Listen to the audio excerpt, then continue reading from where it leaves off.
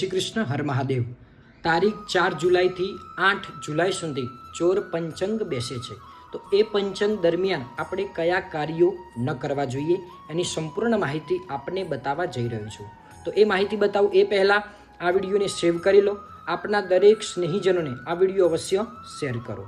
તો પંચંગ દરમિયાન સૌપ્રથમ આપણે કોઈ પણ પ્રકારનું નવું ખાતમુહૂર્ત ન કરવું જોઈએ। બીજા નંબરે નવું મકાન ન ખરીદવું જોઈએ। ઘરની અંદર કોઈ પણ પ્રકારની નવી વસ્તુ આપણે પંચંગ દરમિયાન ન ખરીદવી જોઈએ। કોઈ પણ પ્રકારનું વાહન આપણે પંચંગ દરમિયાન ન ખરીદવું જોઈએ।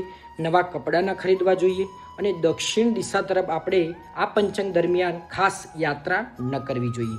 જો આ પંચંગ દરમિયાન આ 5 પ્રકારના કાર્યો કરવામાં આવે તો આપના ઘરે હાનિ પહોંચશે, નુકસાન પહોંચશે।